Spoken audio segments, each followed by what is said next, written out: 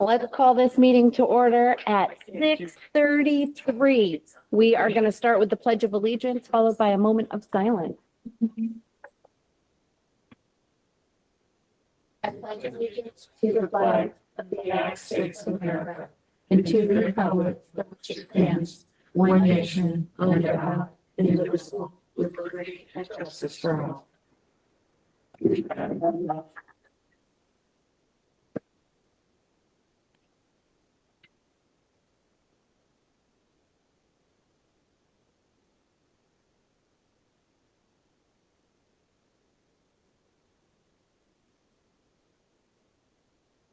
All right, so first up is to amend the agenda. Does anybody need to amend the agenda today? Oh, great. Next is to approve our previous minutes from the August 18th Select Board meeting. We would just need a motion. Make a motion to, wait a minute, we need a motion, right? Yeah. I'll make a motion. A second. Do we have a discussion? I do. Okay. I noticed on the identifying of the area that Mary's, contact person had talked about with the trees growing out and you can't see to turn. It's not on Court Street. I noticed the minute said Court Street. It's actually Court Square coming out onto State Street. Oh, So it's not Court Street. okay, so it's Court Square. The green. You know, it's that one-way street when it comes out across from the library that you can't see. That's not Court Street. Gotcha. That's Court Do Square. we have a Court Street and a Court Square? I just call out that whole There. thing courts. And the street in the back is called something else. The backside of the green? Oh, it is? No, that's The whole court thing. square, I guess. Yeah. Okay. I just, when I describe it, because I live around there, I just call it, that's Court all Street. Court Street. Well, I I may don't be think they call it wrong. Court Square. No, I think I you're think it right. is called Court I Square, think it's but I something think that- it's they not said street. Court Street here Yeah, and it's not. because Court that's Street. what was in my notes from. Yeah, it's different, right? I mean, it's. that I'm we're pretty across from the sure it is, library. but I think you knew where I was talking. Not to get into a whole different conversation, is it fixed? I don't know. I've been driven around there. I can't tell if anybody cut anything down in that. I haven't gone out of it. I didn't notice it. I walk my dog there every day, but I wasn't looking either. It But not being I in the didn't see car is a anything cut. different view Okay. too. All But I right. think you understood what I was talking about. Yeah. But it's not the correct, you're right. All right, so with that little change in the previous minutes, was there any other discussion on that? We're good? Emma, how do you vote? Aye. Aye. I, Brian? Aye. All right, minutes have passed. Are there any public comments for items not on the agenda? What were you gonna say? I was wondering because a couple of people have come up and asked me when we're going to pave where the work was done on Union Street, get that paved over. Those dips I are have also getting been asked. really deeper than they used to be and the dust that comes off of there. And so, My standard answer is that we're doing it as we speak. oh. As you see, the paving machine is parked at the end of the driveway. did see that. Kind of like when we did the pickleball courts, we parked the equipment there for 2 months. That's when the project starts, then eventually they'll get there. It should be done by the end of next week at the latest. I mean, doing that project took a lot of time and it took Greg off of some other projects, who was kind of scrambling around. So Yeah. I've heard it as well. We'll get on that. No, I didn't notice the paving thing. There's a paving machine and a steamroller down at the end of it. Yes. Okay, thank you. Ready to go. All right. So, yeah. Sorry, I Emma? was gonna ask, I don't know if you guys want to include this in public comments, but we got a letter from Michelle Leclerc about Yes, the traffic in front of Escutney. I believe it's been taken care of. I've Okay. actually seen the cops parked outside there So they're like- during school, like when the drop off and pickup is happening. Yeah. But an email also came out from Kate Ryan, who was Yeah. working with Chief Daniels. So, and that went out to all the parents. So They're I think like- between the cop present And and everybody. Kate Ryan Okay. really getting on that. I Okay. think that it's been settled. I was copied on all that Okay. stuff. so Okay, Okay. I assume what they've done worked. It seems to have, and it was Okay. nice to see the cops there. nice. Okay. All right, so on the agenda, we'll start with new business. First is a discussion item, Chief McAllister, Fire Department update. Come right up to the hot seat. All right. Here's the one. Well, good evening all. Just this whole letter, just kind of letting you know where the fire department stands at this point during the year and how everything's progressing, and a little bit about the equipment that we have and have just recently received. So I'll start with the fact that we're at 1,400 calls right now for the year. And that's for the fiscal year. And that's right on Fiscal year, like since July 1st? no, excuse me, Calendar. calendar year. Okay. Yep. Shoot. I wish it was the fiscal year. That would be awesome. But no, and it's really strange. And I know it drives Tom batty because we go from having 120 calls one month to 78 the next month. And I can remember multiple discussions. Why can't you just, Ron, rest his soul, you know, why can't you just make it 100 calls every month? We don't know when people are getting sick. We don't know when they need to be transferred from one facility to the other. There are a lot of variables. So, you know, you just kind of take the average of all the months, and we are right on track to be where we were last year at, 2,100 calls, for the year. And that's what we had last year. So, if things stay on track or get better, we'll be just fine.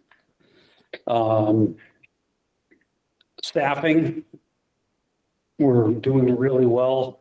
I thought we were set, and there was one gentleman that's been with me for years, but has always said, I want to go out to Colorado, so on and so forth.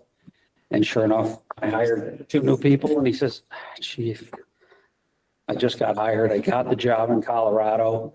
And he says, I'm going. My girlfriend, was able to go as well.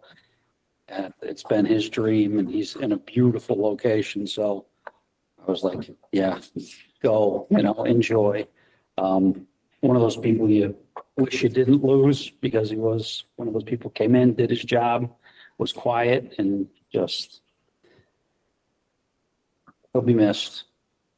But hopefully, we can find somebody to replace him. I'm going to look for somebody with more experience. In my next hiring, I've, hired a few younger folks, which will add some, sustainability to the department.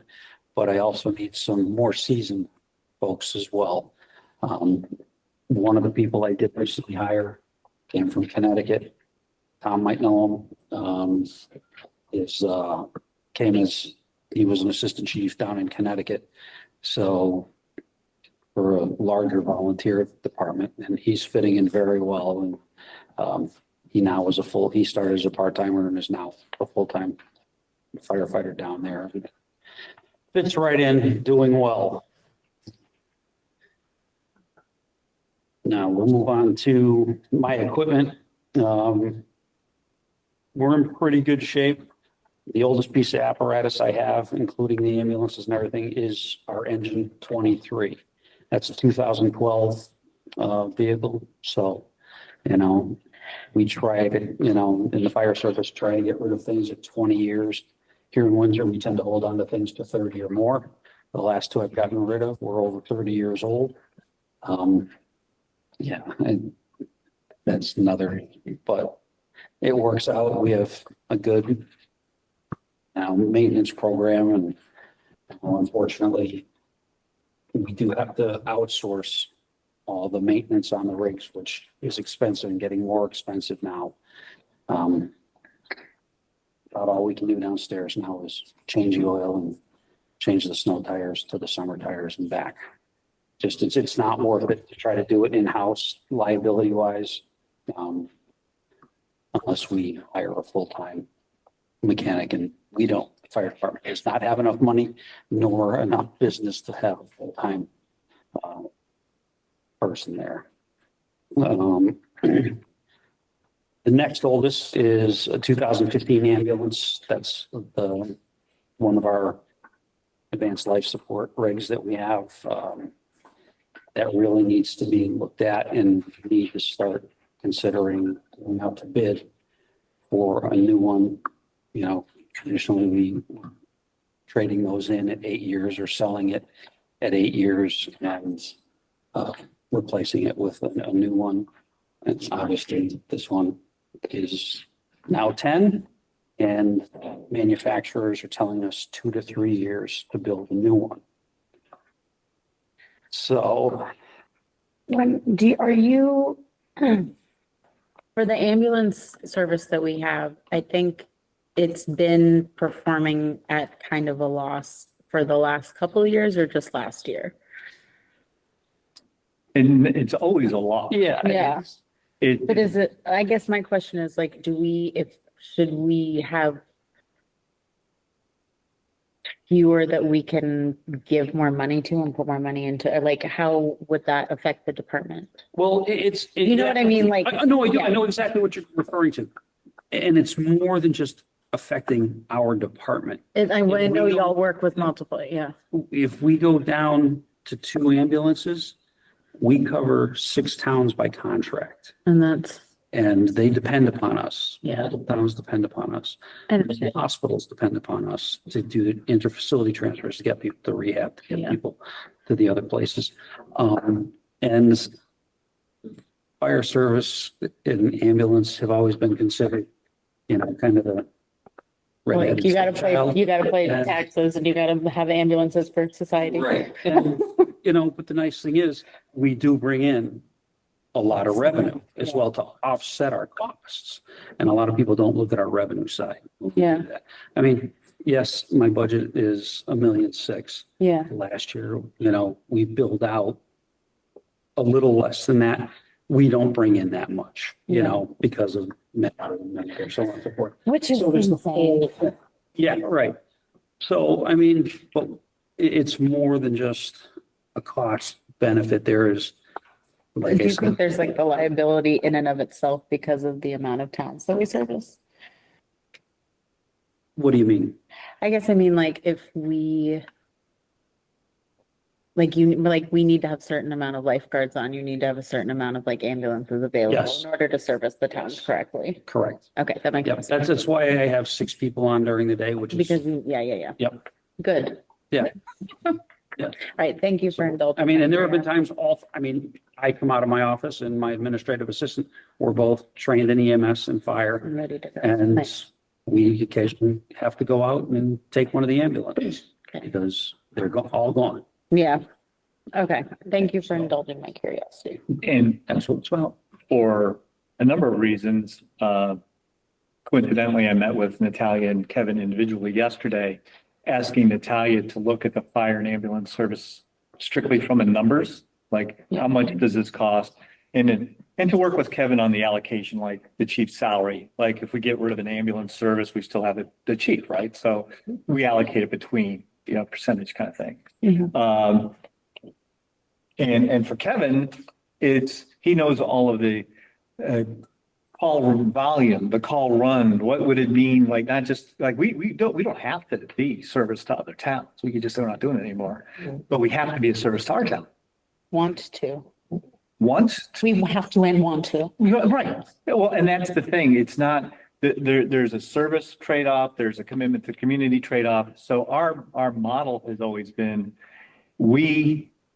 our combined service costs less by providing the ambulance service and the revenue. Mhm. That if we had, just make it simple, only a fire department, that's going to cost, I know, 15 years ago in Connecticut, our volunteer department cost us $350,000 a year. And you still buy the trucks, you still, you got to do a lot of stuff. So one of the aspects of this is I want Natalia to get more familiar with the intricacies of how the different departments work. So I Yeah. think by her going through this and having the conversations with Kevin, she's going to understand more context what the numbers mean. And it has been a while since we've done this, and there has been changes, like we were talking about, changes in the cost of equipment, changes in the cost of labor. I don't think the reimbursements have certainly not increased at the same percentage rate as those two things are. So it's helpful for us to all get a better idea, and we will be bringing that to the board to see what it is. All of that baked in, there are still some assumptions that are, there are some staff that are specific one or another, but there's a lot of shared staff. So you start getting into, well, how do you allocate that between, if you got rid of this, what does that mean? Anyway, we're working on it. You'll see it probably in a couple of months. Thank you. Okay. Yeah, so as I was saying, looking at one of these new type 1 ambulances can be 2 to 3 years. I feel kind of strange doing that because I'll never see the piece of apparatus. The next chief will be the one to have to pay the bill and all that. So, I have received the 2 new transfer rigs, downstairs. And, they're great. Everybody's liking them very much. Have had, like anytime you get a new car or a new piece of apparatus, there are small issues, but they're fixed very rapidly. Very responsive, dealer that we bought those from. And the nice thing about the new style that I bought, I basically bought 2 of those for the cost of one of the old style transfer rigs that we had. And the new rigs are actually all-wheel drive. The old ones were just rear-wheel drive. You didn't want to take them, off the highway in the winter. These, studded snows and all-wheel drive, they can be a backup to our ALS rigs, and get places, but still don't want to take it out in mud season or in, a real bad snowstorm because clearance just isn't there compared to the type 1s, which are the ones that are true 4-wheel drive trucks. So, did you have a question? No, baby, I'll ask you if I do. Okay, all right. I'll tell you. That's fine. Great. No. Well, I just thought I saw the mouth start to open. Oh, no, I promise I will tell you. And, and now our new crown jewel is finally here after many years. We're very happy with it downstairs. We're still putting some of the final tools on, and we're doing that and mounting them because it saves a lot of money in the cost of the apparatus instead of buying custom-made shelving, so on and so forth. We're doing that down there, had a truck committee decide where everything's going to go, where it's most useful to them, not me saying this is going here, there, and there. They're the ones using it. They should be the ones making the decision where it goes. So they were happy with that, and they're working on that. We're still waiting for a few pieces, to complete the truck. But in the meantime, it probably will go into service this weekend, without a couple of things knowing that. Very happy with it. They're actually out training with it tonight over in Cornish with Cornish.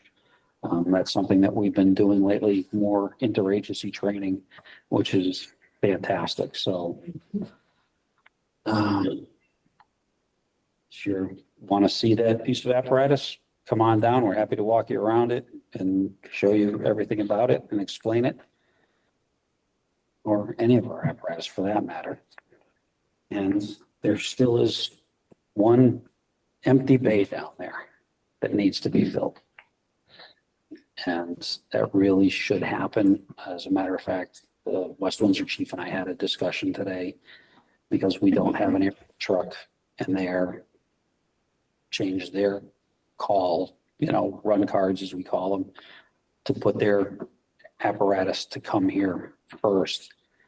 They're not getting comfortable with that because nothing against them, but they're a volunteer service. They know they can't always get people to run that truck because that's a very specialized piece of apparatus that only a few people can drive. And during the day, you may not have a ladder truck coming until it gets here from Claremont or Hartford, depending upon if I don't hear West Windsor's ladder sign on, they're the next on the call list. And with our big buildings in town, the hospital, the school, even some of the big multi-story, multi-family buildings that we have, you can't get to it with just a ground ladder. And we need to find something. I'm actively looking for a good used piece of apparatus. I wouldn't expect Windsor to buy a brand new ladder truck. They're starting at about $2 million now. Yeah, exactly. I saw the eyebrows. And that's, you know, and that's for a not a fancy ladder truck either. So, you know, you can find something, you know, much more reasonable than that with a warranty with it. I'm not going to do as the previous ladder truck was purchased. I'm not going to buy it sight unseen off of eBay. It will be inspected, it will be tested before any money changes hands. So that's what's in my feeble little brain up here. Anyways. So we're gonna need some expensive things soon. Well, one will be a couple years. The ladder truck is, you know, should be the priority now. You know, luckily, you know, we needed the tanker. That didn't cost the town any money, the taxpayers any money. So that's, you know, which was fantastic. And FEMA's been good. They, you know, as soon as we said we needed the money, it was automatically deposited into the account. So that went very smoothly. So happy about that. And then made up the small difference with the ARPA funds, as you all know. Yeah, it was. We did a around Windsor video the other day, you know, featuring the new equipment. And while we're going through this, we're just kind of rattling off things, and with over $1 million in grants that Kevin has acquired for the emergency radios, the fire truck, some of the other apparatus along the way. And there's even like the what do you call it? The brush truck, or, you know, Yep. that one, that was FEMA money. So it's scary looking at the cost of this ladder truck, but it would be almost inconceivable if we didn't have the equipment down there that we have now that Kevin was able to secure through other financing.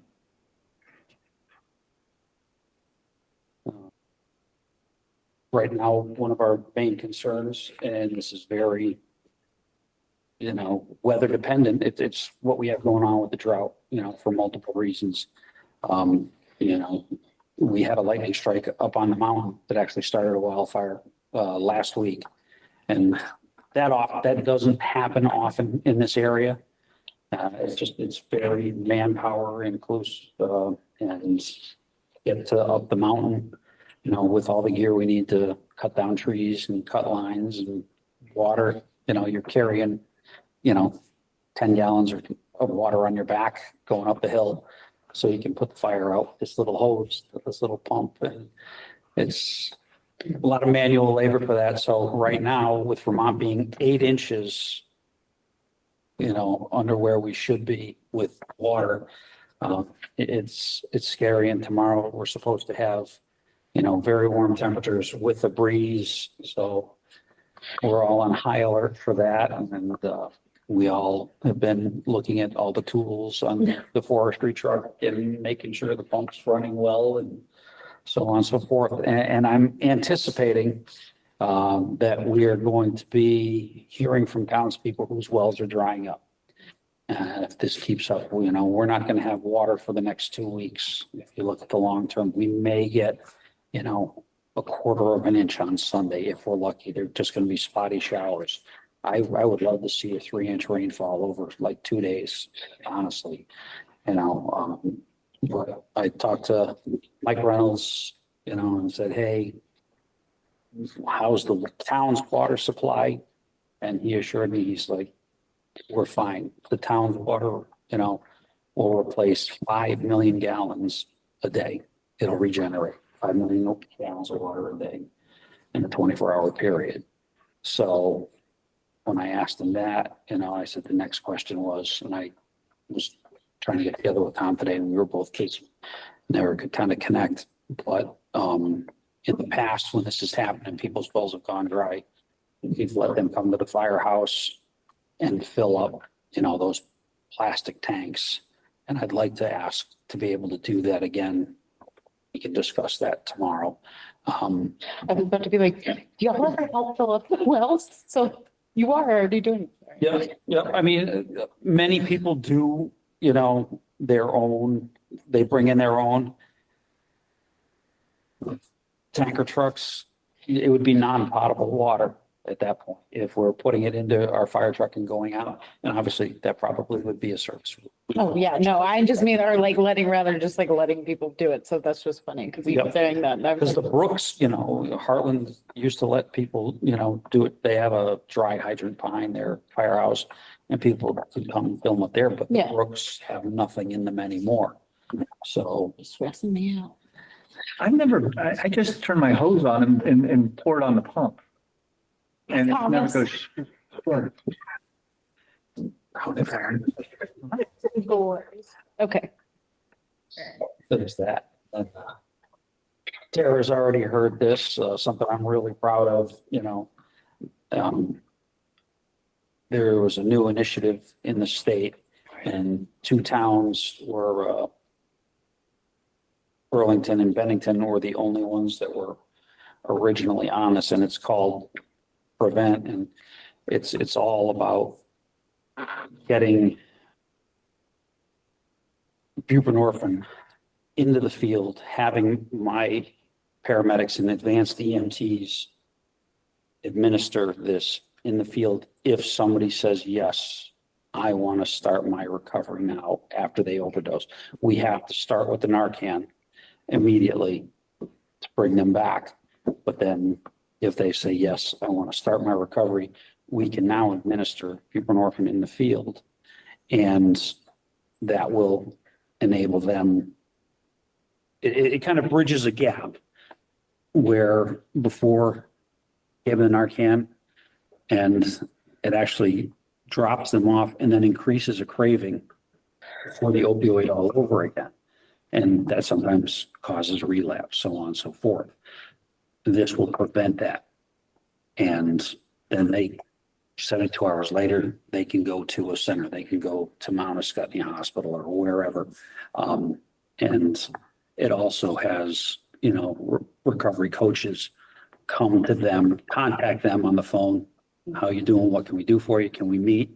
And let them know about this program and let them know their next steps, so on and so forth. And it's a matter of educating families as well. And we have a bunch of information at the firehouse for all of that. And I was going to say, it's because before, the only way they could get that was to get transported to the hospital, correct? correct. And then I think that's a real important now, so, with the Narcan, being handed out, and thank God they're doing that because it's saving lives. yeah, We don't know when somebody overdoses. right. So we can't make that offer, and a lot of times. And now you can. And now we can immediately. How did if it was only Burlington and Bennington, or you said, how did you get Windsor in there? I mean, it's a great thing. Well, How did there are that? now 5 more. We're, Oh, okay. yes, we call stage 2. And, it's like Hartford's doing it as well. So it's. Oh, okay. I didn't realize We that. had to, Hartford and Windsor had to jump through more hoops because our medicines and DEA control actually come from New Hampshire because we're really through DHMC. And so. Okay. That and Windsor, I said, many places are only doing their paramedics. We are AEMT heavy because of how many places we cover, how rural we are. And that was an option to have our AEMTs, into this program as well. Going to be a little more training for us. They're all up for it. They're all on board, which is really great. Yeah. See, everybody has a buy-in. And When will that be starting? Do you know? I can't give you an exact date. Okay, I wish I that's could. okay. That's Because that's once again, it's, the DA and so on Yeah. and so forth. But it's going to be soon. I'm hoping within the month. I'd That's like to say the end of the month, That's amazing. but, Before It's the end very of the needed. year. yes. Yeah, it's very needed. So I'm Yes, just it is. asking. But I think that is such a good step in the right direction. It's not going to solve everything overnight, but it gives more people struggling with substance use disorder a chance to make it to the other side. So this, It's a great that's my office. heart. All we want to do. Thank you for jumping through Yes, Yeah, well, the many hoops. this is going to be amazing for our community and surrounding communities. yes. So all 6 communities that we're contracted with would have access to that Yes. for you guys? Yes. Awesome. Pardon me. New Hampshire, no. Okay, so just Vermont. Yes. Okay, good to know. Yep.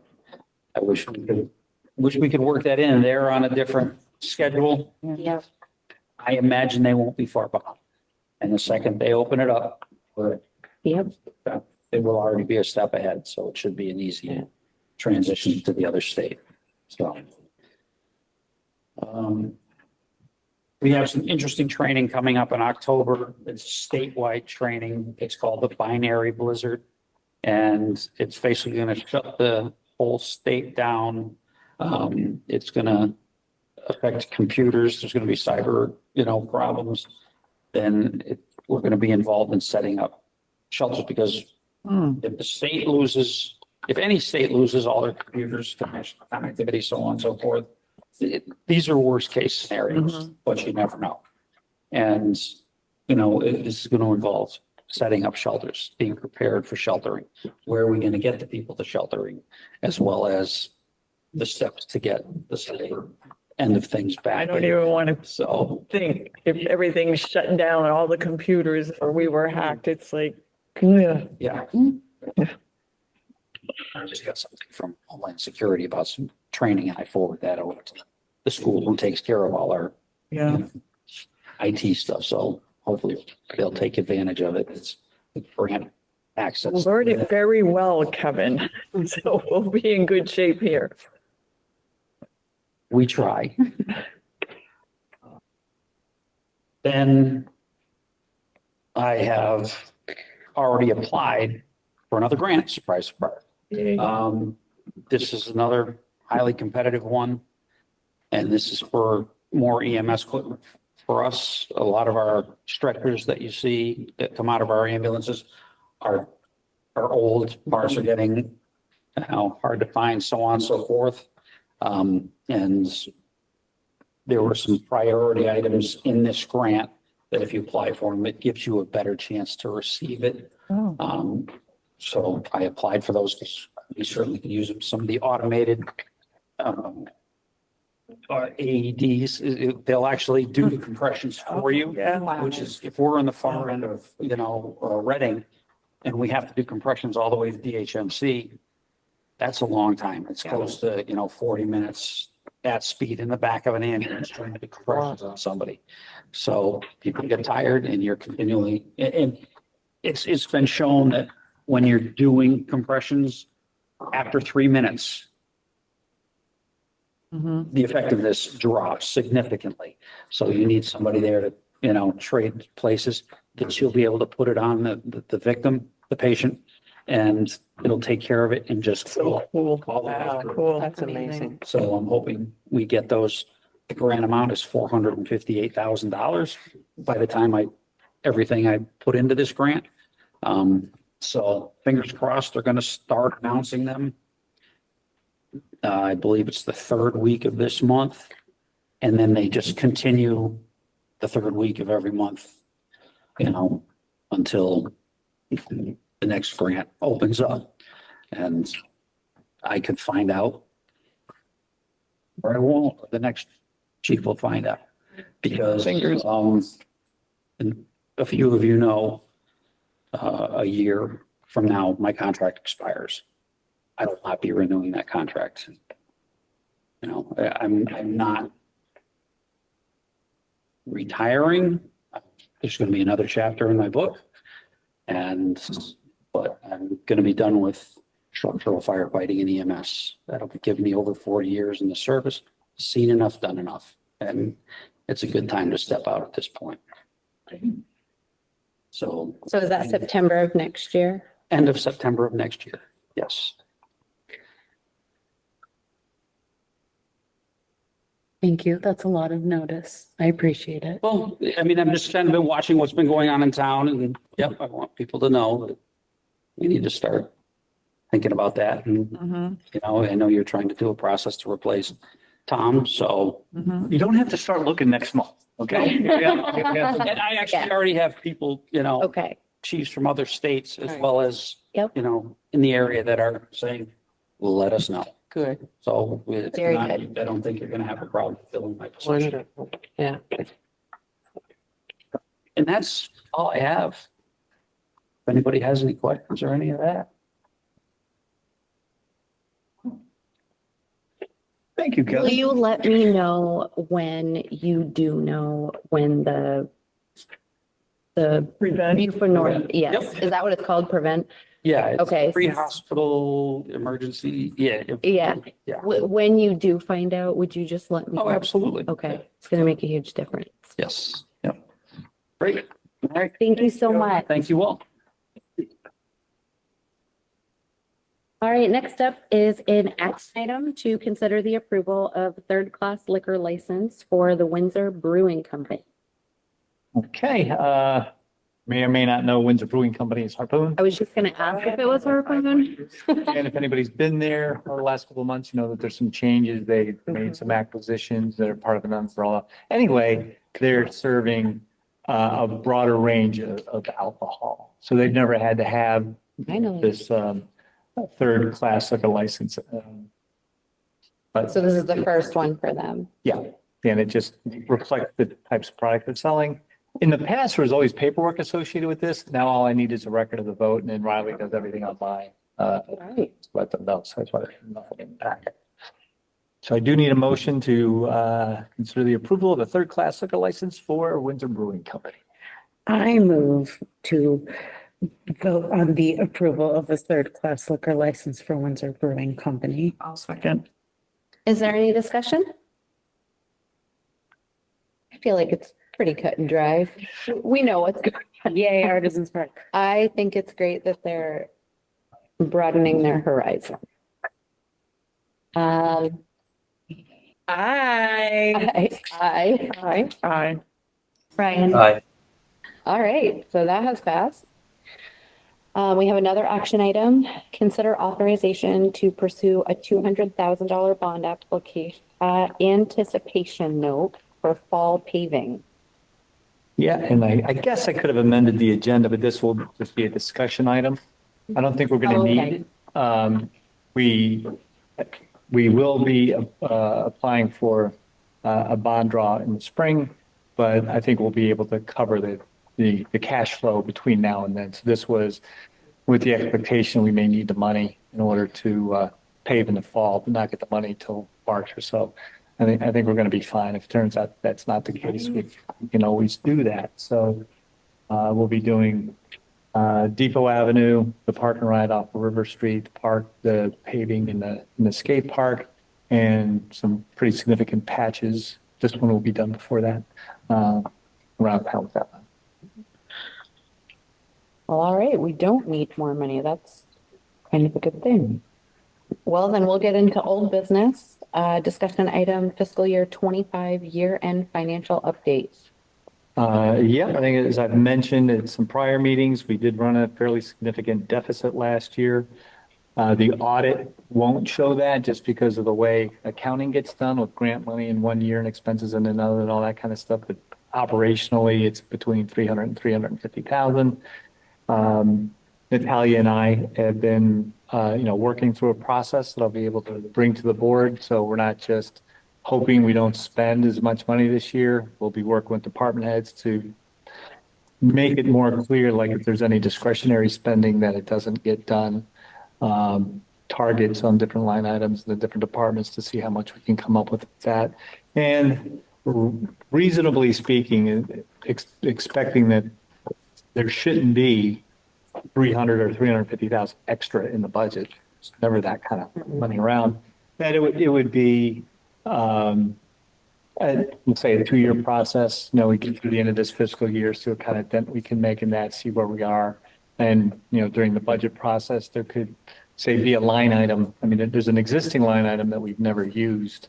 It's kind of been one of my goals since I got here, and now with Natalia really clarifying the numbers. But there's a line at is surplus or deficit.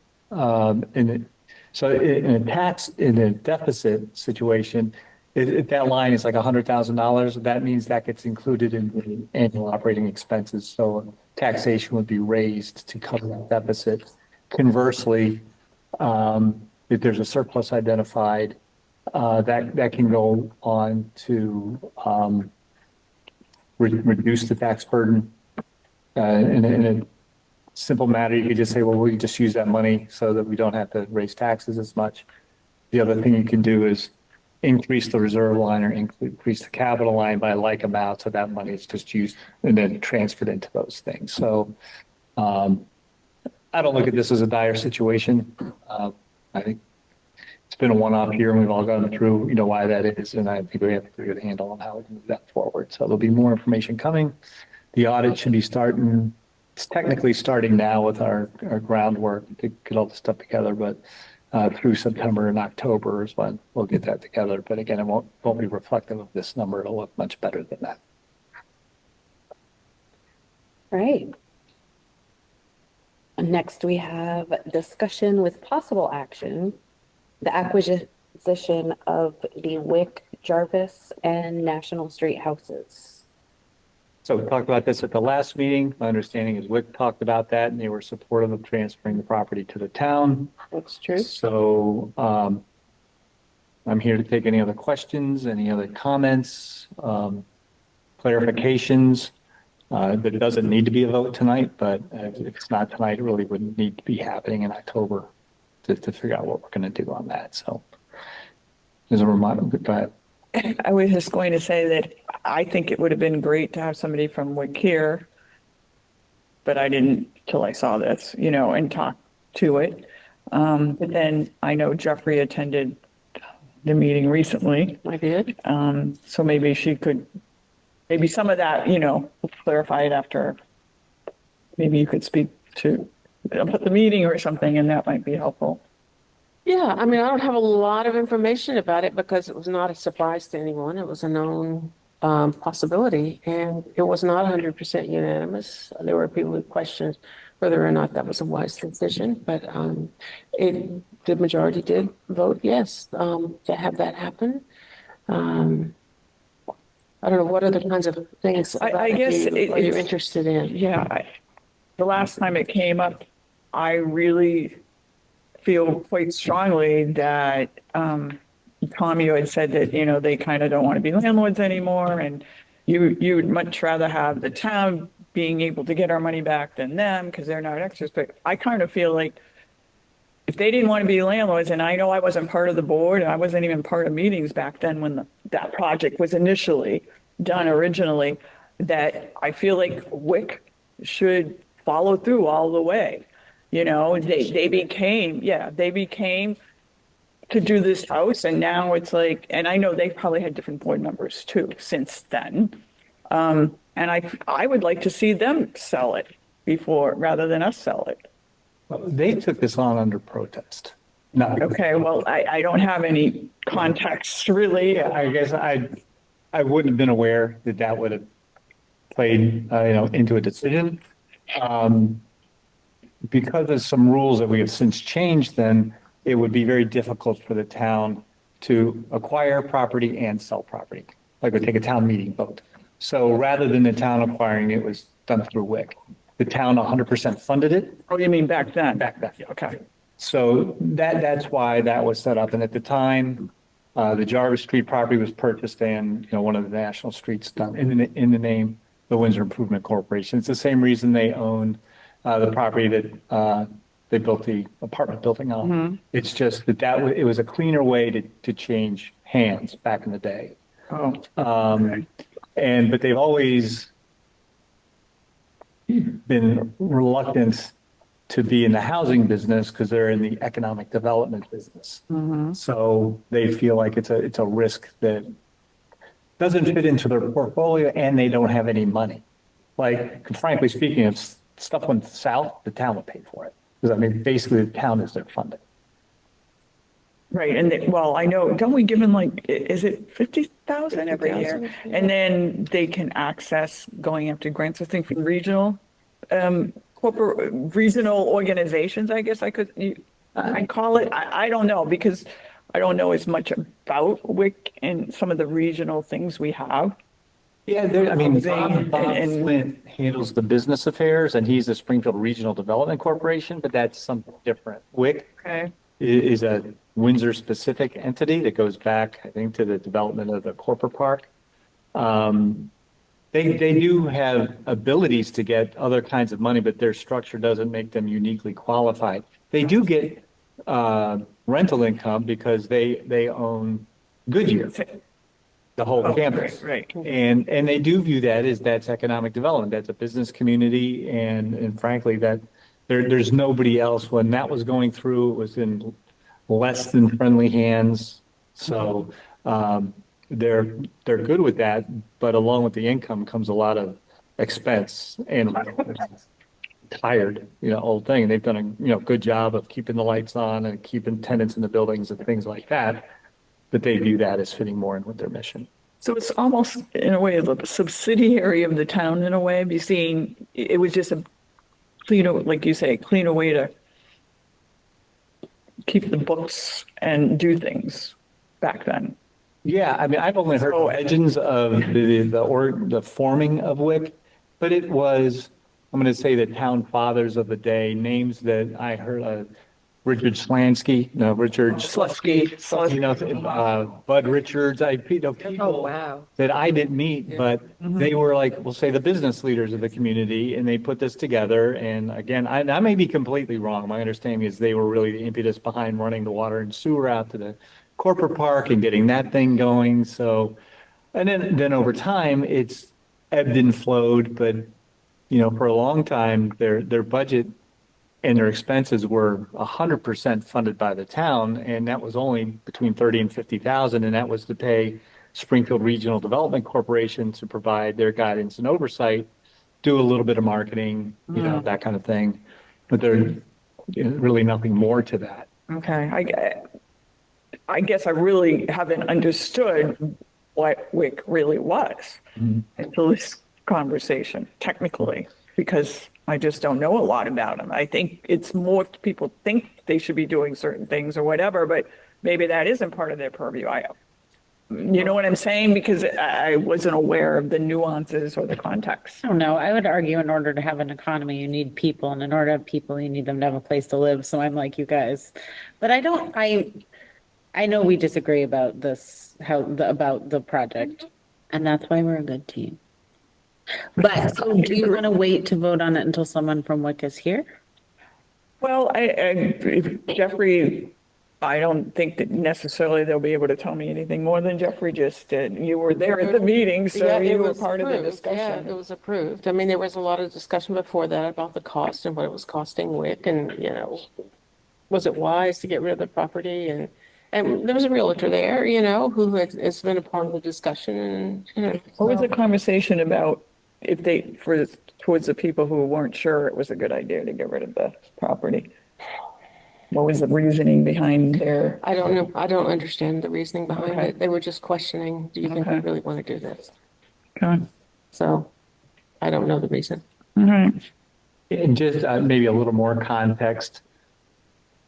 This all started maybe 2014 or 15, and we were working with the state treasurer's office. We actually had some money set aside from the state, about $350,000 to provide, I'll call them gap loans. Like the idea was to acquire up to about 15 houses down there.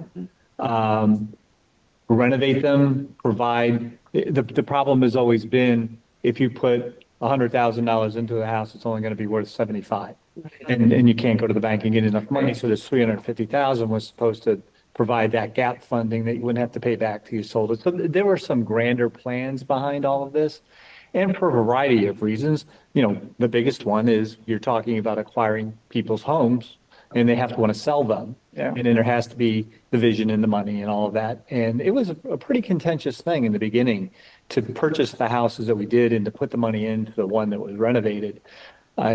My sense is over time that the value of that effort has been recognized a little more broadly. Certainly the tightening of the housing market helped raise that appreciation. But the other thing is there's been a lot of very good people down there, and there's also a few very bad landlords.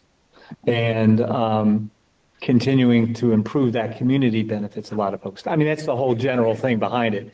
But the whole reason all of that property went into Wick's hands was just because of the structure and the rules at the time. Well, that makes a heck of a lot more sense to me now. But yeah, no, I mean, that puts it a lot more in context for me. To me, if they wanted to take on the project, then they should finish the whole thing, follow through. But now I'm hearing that they were always reluctant and they didn't want, and that wasn't the reason. It wasn't like, hey, let's go do this. You know, it was kind of, it was a different time.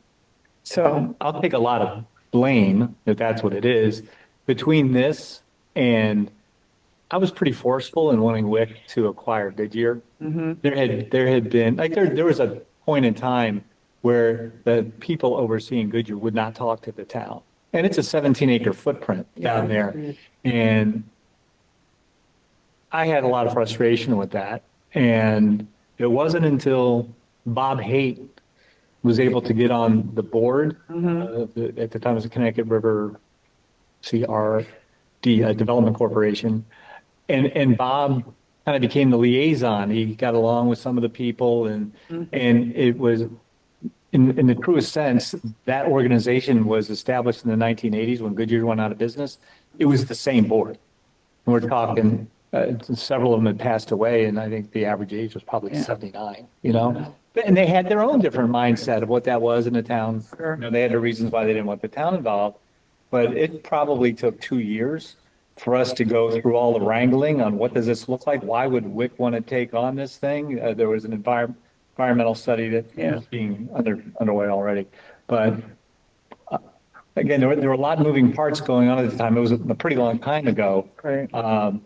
And kind of for me, like I've said a number of times, I've lived through this stuff, so I really don't know what the important issue is to people anymore. It's like, oh, how many times do I have to go through this? You know, well, every time a new person gets involved, how many times that and then maybe. No, I mean, it answers my questions about that. So I can see why they feel the way they do. If there's an interest, I would be looking for a motion just to authorize me to enter into negotiations with the folks at Wick to transfer the property. And in general, what has been talked about is we receive the property in exchange for the forgiveness of, I forget what the numbers are. 132. 132,000 in revolving loan funds that the town funded to do this. And as I had mentioned, I'm not going to say one way or the other is better, but I think we could make that money back by selling a house if that was the interest, to get money back into the revolving loan fund. There's Rent money. Rent money comes. yeah, I mean, it's short-term versus long-term. How do you want to get it's not just the dilapidated houses. There's a real asset that's generating income and has value that comes along with it. I personally would like to see something sold and get some money into the revolving loan fund. But, I mean, that's an issue for another day. We can do that at any point. Well, we got to get 2 of the houses down there first before we can. Do we feel comfortable voting on this today? Like, I think I'm comfortable at Okay. this point. then I move to, I'll tell you what, You should say it correctly. I move to do that we will start negotiations with Wick and et al. To get the houses. Because you throw the Latin in it. Okay. And I will second. Do we have any more discussion on the acquisition of these properties? All right, Emma, I I vote aye as well. Aye. Aye. Ryan? Aye. Well, we're getting some houses. All right, so next is discussion item, select board public outreach. This was after we did the public outreach that we did. I know that everybody's just kind of been talking about wanting to actually just talk about it. The hard part with doing everything and not breaking open meeting laws, only two of us have been able to go at a time or converse at a time. So everybody just wanted to have a 5-person conversation. We're not in a rush, I don't think, to do anything, but at least get to the next step. I think one of the important things everybody's asking, and even we've been asking, is just, like, are we gonna hire a consultant? Maybe we could at least get hopefully on agreement that, you know, when the time comes, that's the direction we could go. And if it is the direction that we're gonna go, between now and then, we can kind of scope out local consultants and see who are interested in. I'm making a silly face because the thing I'm concerned about is that I don't know that it needs to be an executive session. If this is like, we can It's not executive session. Oh, you want to have like a special meeting for it? No, we're talking about it right now. Okay, sorry. I thought you wanted to have another thing. And I was like, I No. don't think we do. Okay, so yeah. No, good. this is the discussion. Okay, I wanted to get, It's open. okay, I know. I was like, okay, I think we should get a consultant. I was very anti-consultant and then I was like, I got over myself. I think that. And that's I will a good say idea. that I also think that we should get a consultant. I'm in agreement with that also. Brian, are you also good with hiring a consultant? Yeah, I think that makes sense. Okay. Should we talk So- about getting a consultant? Just kidding. A consultant for the consultant. So I would say, you know, like, we're not in a rush, like, what was it? Springfield just posted their, I don't know what you want to call it, a flyer, an ad for a new town manager, and their town manager's leaving in December. So they're just barely putting this out there. We're in September right now. So that's like a 3-month. So I mean, yes, Ryan? I just think we should have Tom draft a request for proposal and put it out for bid or shop around. There's several firms out there that'll do this type of stuff. I think we should just ask Tom to Who's put available? an RFP for that and just see what we get back for interest. Or I don't know, Tom, if you think an RFP is the right way, or if you just want to contact firms that do this. And Well, today I forwarded to Jeffrey and Tara the RFP that Springfield did and the bid results they got from the firms. And most of them, I don't know who they are. Anyway, they've just recently gone through all that. And I've been talking to Jeff Moby's committee down there quite a bit about this because he's made his plans clear for several months. So I'm not saying you have to go in that same direction. I'm just saying you may not have to reinvent the wheel. Their select board is pretty thoughtful. Jeff is a very thoughtful manager. And there are only so many of these firms and both their board. I mean, the bottom line is we have enough time. We can watch to see how their process pays out. Yeah. If it turns out it's a clunker, we know what not to do, right?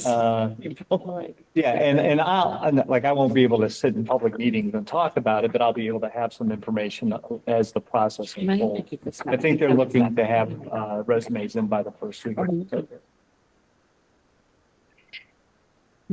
Has Springfield picked their consultant yet? Did they pick They one did. of those? They did. Which one did they pick? They picked VLCT assisted by Dominic Cloud. Oh, the Manager in Yeah, so, and I already had Dominic Cloud, who's the town manager for St. Albans. But he was just the consultant that helped Lebanon with their hire of a new town manager. I got that. Was it Lebanon? I think MRI did Lebanon, Oh, okay. Because it's- but Dominic Maybe I got did Hartford. Okay, I knew he did one. That's One of them. worked out very good. So that was one that I had written down just to check out. But yeah, I think kind of doing something along like what Ryan said, and similar to what Springfield, and see, you know, these are our options. And then we have several months before we have to make any decisions and also start I would say paying. End of October, beginning of November. Yep. Get with, I think, at least what I've been saying all along is having candidates come in January, Yep. narrow it down in February, offer in March, that kind of stuff. And then that gives somebody 3 months if they need it to give notice, like the guy in Lebanon, that's what he was required to do, so. Is it inappropriate to, like, I guess it wouldn't matter if it was New Hampshire or not, but for, say, Tara being the chair, to reach out to any of the select boards have gone through this process, just to kind of see like, well, how has the experience been? Like, how has it affected your board? Is that appropriate or inappropriate? You know, kind of on a casual. From somebody who's been sitting on the inside, I'm not, I have faith in the Springfield board. Like every board has got its quirkiness, right? Yeah. But just looking around here, there have been troubles and I don't think I'm talking out of school, troubles in Woodstock, troubles in Hartford, troubles, there were troubles in Springfield. They hired somebody that didn't last, I don't know, 6 months. There's troubles in Claremont. Newport has done a good job, Newport, New Hampshire. You know, they've had a pretty good run of stability over there. So I would wonder what a board would It could be say. weird. It could be weird. The response back, because everybody's going to have like their own opinion, perspective, bias about Yeah, how they felt about things, kind of. yeah, that doesn't, Yeah. it may be helpful to I know what you're go saying. to a town manager that has been hired. Like, what did they think of the process? I mean, I've talked to several of them that talked about inappropriate questioning. That's good. One guy was interviewed by the board and went through the interview, was 45 minutes on his way home, and he lived in New England, but not local. And they called and said, hey, you got to come back. Oh, yeah. And that's, I mean, that's some on the board, but that's also, what was the consultant doing, explaining what the process and all should be? I get it. Lack of clarity in the expectations of what they're looking for, like what the manager may have been told versus what kind of questioning and expectations was coming from the board. Like, those are all the bad sides. Yeah, And that makes sense. unfortunately, there's not a ton of really successful processes. And that's why I think the most successful one that I've seen is John Haverstock in Hartford. And then Dominic did that one. Yeah. And I think there's some value. I'm not advocating one way or the other. And there's a couple of people on that list that are town managers or former town managers, but I think we all know the characteristics, and it doesn't mean it's good or bad, but does that seem like a good fit? Okay, that makes sense. All right. So we still have plenty of time, but at least we've got, Yes. like, we know where we're agree, going. We yeah. know we're going to get a consultant. Our And path is now, being carved. And I think too, when we're doing feedback, maybe a different time, do an update during one of our meetings and say what some of the commonalities were that we finally have heard. We have an event Saturday that was at the Welcome Center, 10 to 11:30. The Democratic Party of Windsor is putting on this opportunity for Emma, and I will be there if anybody's interested in coming down for conversation. So, It's nonpartisan. That's well, very yeah, clear. yeah, Yes. yes. So And we may still possibly somebody may do from the board, do something in the library, maybe in October, we've Yes, talked about. that's still So an I've had a couple people ask me like, well, I wasn't able to get out during the summer. well, we had also Are you going to yeah. kind of still do this? And it's like, well, yeah, but we have plenty of time. But yeah, we're just trying to get as much done. Well, and while the good people can weather was email out. it, like, if you'd I told rather them that just too. send an email of what your thoughts are, we'll still take Yeah. that. But we had talked about, like, as time goes on, like, doing an actual public forum, like, where anybody who wants to come would come. So that could also be something that we could do down the line with a survey, maybe for people who can't get out. And that way, everybody's voices are at least being heard. And I think that's been helpful. It has. Doing this all It's- summer. I've really enjoyed hearing what people have to say, getting to meet people that you wouldn't normally meet, and really hearing like what people want. So People have been very really thoughtful. good. Yeah. Like really thoughtful, Yeah, and really thought about it. And Yeah. if they couldn't come up with something they say, well, let me think about it more, and then would write a letter. So I think it's been really Yeah. good. I think it's been very transparent. Yep. That's good for the community. I'm gonna mention, it's a little awkward, but there was an article about my retirement a few weeks ago. There was. That was a yeah. good article, It Tom. was a good article. I was very happy with it. I didn't even know some of that stuff about you. It was a conversation I had, and when it was over, this happened, the very first interview I got when I got elected in Connecticut. So when's the interview started? And the guy says, oh, I'm done. He's with the Hartford Courant. Oh my God, what did I say? And the same thing happened now. We were just having this conversation back and forth, and I'm like, oh my gosh, this could go very badly, but it wasn't about you. It was all flattering. about you. Honey, I know. But I didn't read it. the point I bring it up, one is I have copies of the paper if anybody, missed it, or I can send you the link. But John Tanzi comes to mind particularly. I mean, some very nice things were said. I mean, I've Yeah. done good, bad, and indifferent when I was here, and it's a good feeling at this stage to have been here this long and to see that those kind of things, and I appreciate the nice things that were said about me by some of the other folks in town. So thank you. It was a very good article. I was very happy when I read it. My wife's about had enough of it. We have posters of it. We take hands. That would be very funny. Well, shall we move on to the town manager's report? We shall. 51 Central Street. So if anybody's been down there, it looks a lot. cleaner. Hallelujah. I'm Praise Jesus. sort of been taking some liberties here, and I hope I've been keeping you in the loop enough, but I know I don't always do the best job of that, hey, Mary. So, my point is, that's a loving thing. I've been approaching this like what I know it would cost us for this to go through a tax sale, and then the delay that it would cost. So Fred Morey, who has stepped up and put this deal together, Tara was instrumental in making it all happen. We've seen so much positive progress, right? I have asked our highway foreman Ernie to reach out to local contractors to get quotes for demolishing the trailer. We've done that a couple of times. On the low end, it's 5,000 or 6,000. On the high end, it's 7,000 or 8,000. I've told Fred the town will do that because we would have to do that if it was a tax sale, that kind of thing. The part that I've also offered with a big asterisk is there's, back taxes and utilities. I can't imagine burdening Fred with that. Yeah. Okay. I can't So either. that's not a decision of the board that goes to the Board of Yep. Civil Authority. Yep.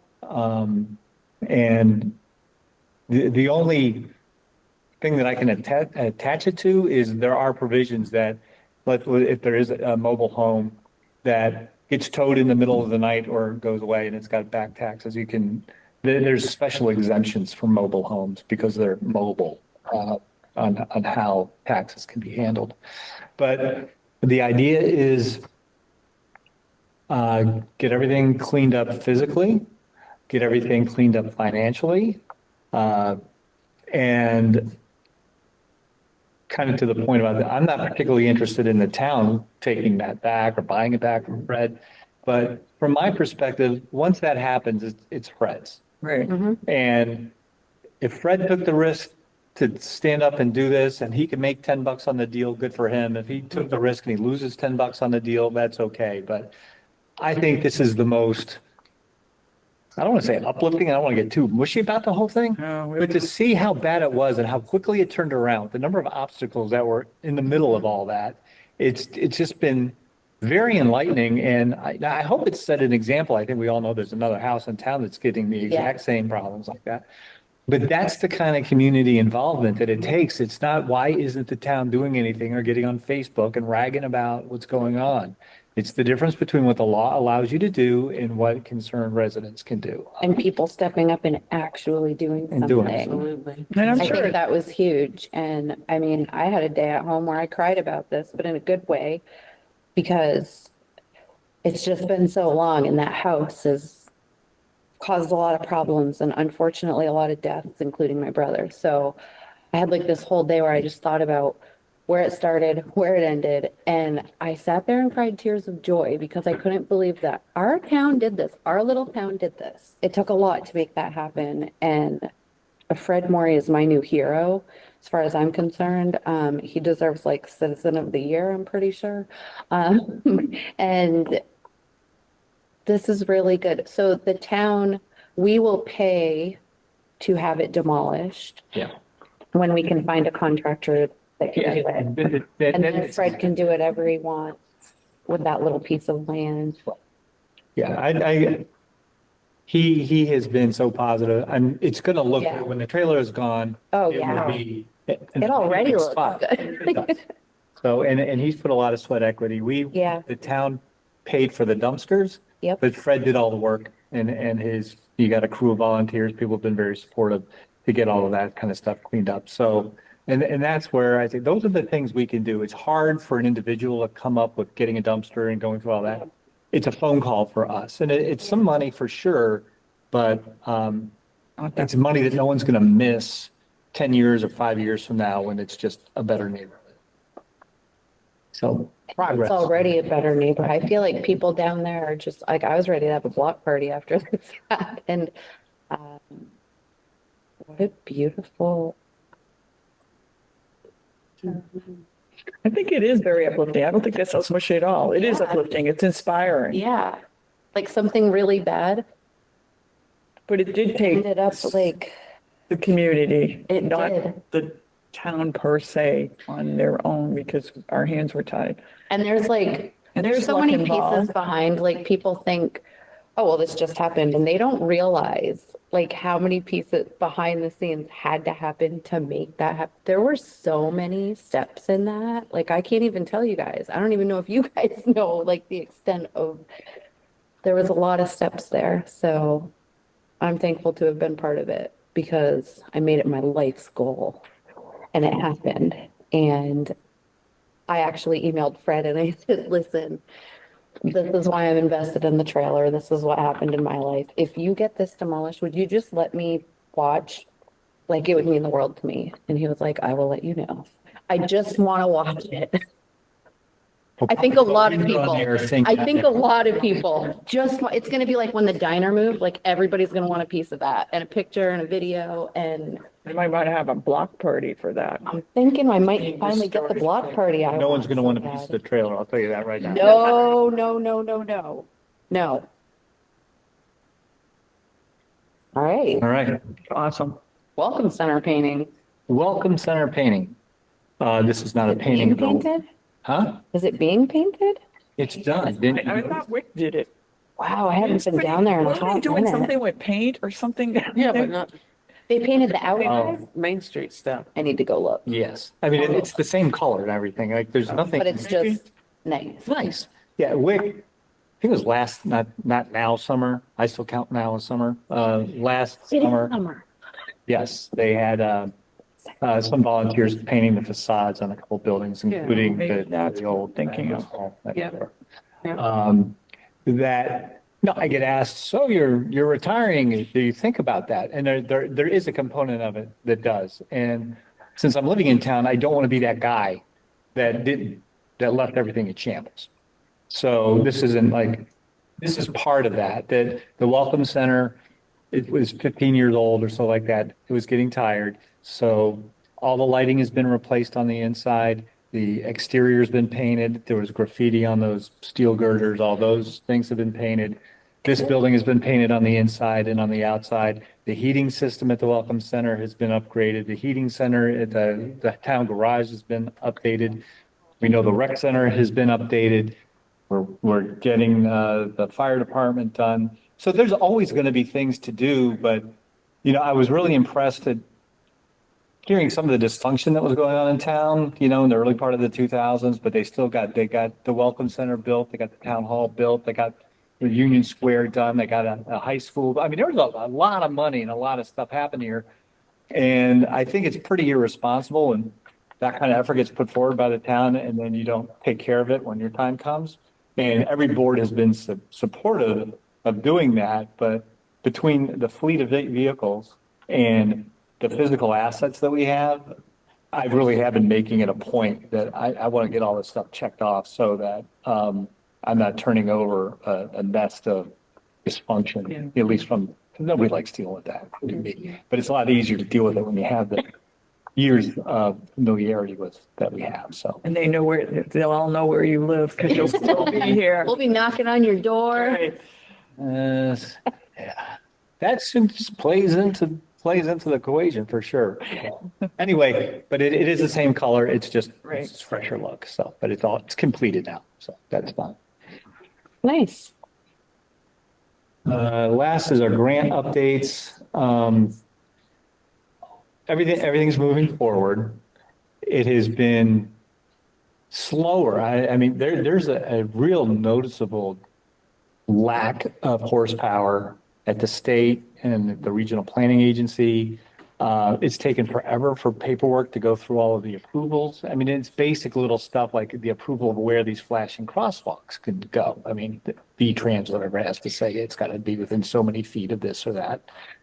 And so everything's still happening. It's just, I thought it would all have been constructed this year. The parking lot that's down on River Street will happen, but there's been a delay there's 2 EV charging stations that are grant funded, that are going in there. But there's been drama with funding for EV stations. Apparently that's been, so I want to put it out there that it hasn't been forgotten or nothing is off the rails. It's just is going slower because particularly these flashing crosswalks. I know there's some people in town that are very interested in seeing that happen. The commuter lot, I think someday when people use the park down there, that's going to be something, I don't see that being full every morning as people get on the Amtrak to go to work in Manhattan. So, but it'll be a nice asset down the way. And if you haven't been down to the rail yards, to me, it reminds me of that kid Close Encounters? The guy that was like building the mountain out of, mashed potatoes. Richard Dreyfuss. There we go. Actually, Kevin took a picture. He took a motorcycle trip across the country a couple of weeks ago and he took a picture. Yeah. Anyway, I just see this mound going and then it starts getting carved out into this skate park. That's how they do it? Yeah, it's like they take a big wad of gravel, smash it all down and then carve it. And the guy who's doing it, he's like an artist. I mean, Yeah. I had no ability to see what he's talking about when he's explaining it to me, but he is so passionate. And he's like, I don't told you to do this, but if I just do this, and I'll pay for it, but we can make this really cool feature. And he starts going on and he's just passionate about it. They're pouring concrete this week. So by next week, it should look more like something, but it really has just been a big mound of gravel that gets super compacted and then rebar and steel put in on like the grind bars, things like that. So anyway, that's kind of coming along. It's a I sculptor. can't wait to see It is. Yeah, it. it really is. And we've had some problems, weather and contractors with the grass, but we're managing that. It'll probably be spring before we, really get nice grass. And with the construction going on there, it hasn't been that big a deal. So anyway, that's coming along. And I didn't have it on here, but this time of year I take a lot of vacation. And then I'm done. So I got vacation coming up and it would be great if we could meet on like October 1st instead of Let's September. check it out. 27th. All right, so It's another Wednesday. Oh, okay. we are meeting on September 24th. 24th? Okay. And so you would like October 1st. October 1st. And I can always do it remotely. I can do October 1st instead of the I- 24th, right? I have a project grad meeting that night. They're killing me right now. Do you know what I could do? Send Alan and then have him tell me what to do. You're going to deputize him as chair? No, send Alan to the Oh. project grad. Oh, that's a new. I made him do that with me. If I'm doing it, you're doing it.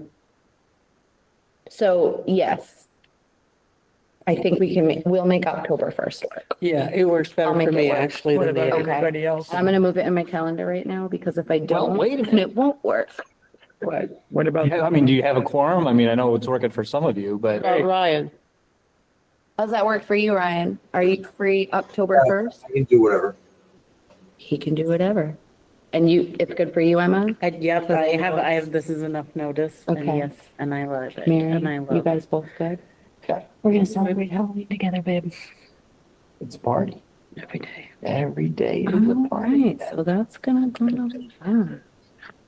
Well, thank you very much. My vacation schedule, such as it is, got a little off kilter because of some family responsibilities.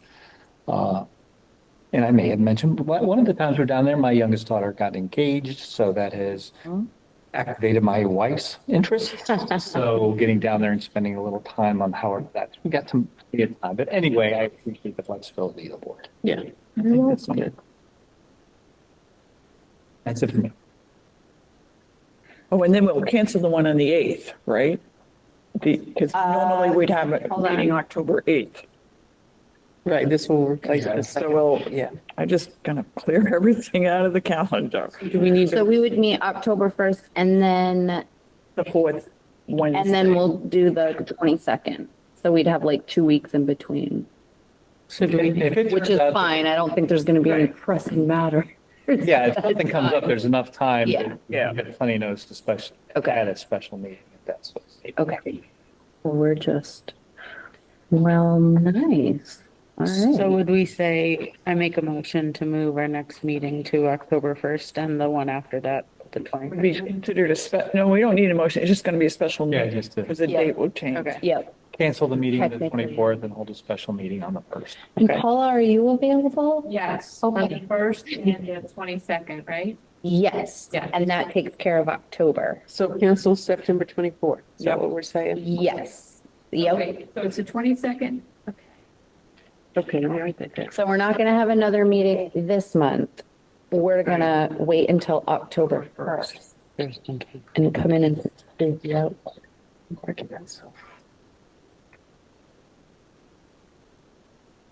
All right, do we have some orders to sign? I have a feeling there is.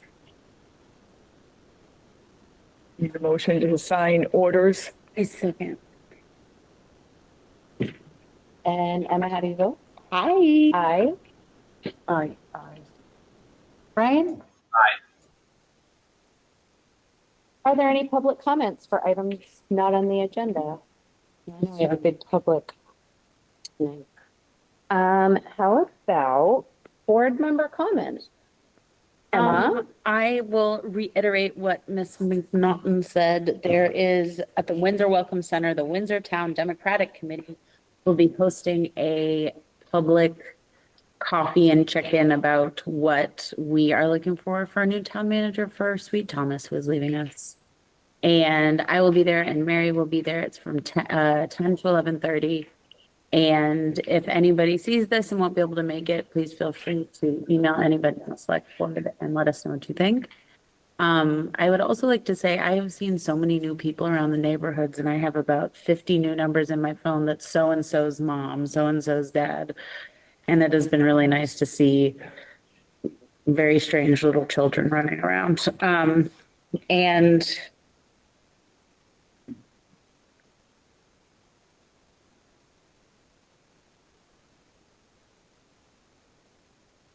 I don't know that I have anything else to say, but I hope people feel rest assured that things are still well underway with the town manager search and also improving Windsor. There's a lot of different things happening and I'm really happy to say that the town is taking a definitive action to help with housing, which is one of the biggest concerns I ever hear from people that are able to reach out to us. So we do have one thing we can say. Okay, and then that's it. I wrote down what I'm gonna read.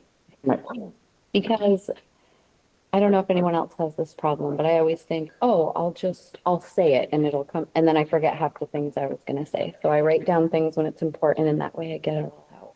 2 weeks ago, we hosted Windsor's 4th Overdose Awareness Day. And it was a really meaningful day. Losing my brother to overdose has been the hardest pain I've ever experienced. I miss him every day, but standing there, surrounded by our community, our leaders, first responders, our agencies, speakers, and so many compassionate people, I felt a sense of hope and unity that reminded me that we are not alone in this fight. To our chiefs, our senator, and all the organizations that brought their resources, guidance, and hearts, I just want to thank them. Their support really shows that when you come together, we can break the stigma and provide help and honor those we've lost in a way that truly matters. And to everyone who came and shared their stories and stood with us, you have reminded me why I continue this work. You've reminded me that through love, action, and community, we can create change. This day was for my brother, and it was for all of the lives lost. And it was for the hope that we can bring to those still here. It was such a nice day. We had almost 100 people. Alan said he counted almost 90 people at one point. I love that I get to be part of this. I love that you're part of this with me and Heather as well. And we're already planning next year's. So, Oh, I agree with your assessment of the event. I was there and I really appreciated the effort that went into that. And I think it was a success. I also am grateful that we're continuing to move forward with the meeting with the public. I think that's one of the highlights of my summer actually is getting to interact and meet new people. So, yeah. I would reinforce what Jeffrey said. Wow, I had fun Yeah, really it this was summer fun. meeting people and talking about this. It was really nice to have that feedback. And I think it gave people the opportunity to meet us and put a name with our faces.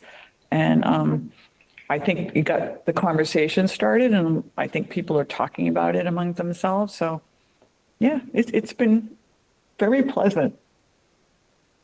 That's all I Ryan? have.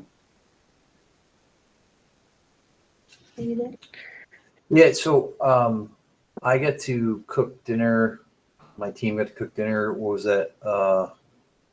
Thursday? that's Thursday. Yeah. The Winter Community Dinner. Yes, Yeah, yes. winter community dinner. I may have almost burned down my house with macaroni and cheese in the smoker and dumped a 5-gallon pail of hot tub water on it. It's a long story. Anyways, it was a great event. Thank you, Mary, for putting that together and constantly keeping on top of that. It was a really cool thing to be part of and see. Just a great time with folks in our community sharing a meal. Thank you, Ryan. It was tasty. It was good. Ryan cooked most of the food. It was very good. And Alan, I'd like to say, Alan, Tara, Alan hooked us up pretty good on that too. So it was very kind of him to help out. All right, he did tell me you came in and ordered a lot of stuff. And then I told him it was for community dinner. All right, so I'm going to adjourn the meeting at 8 o'clock.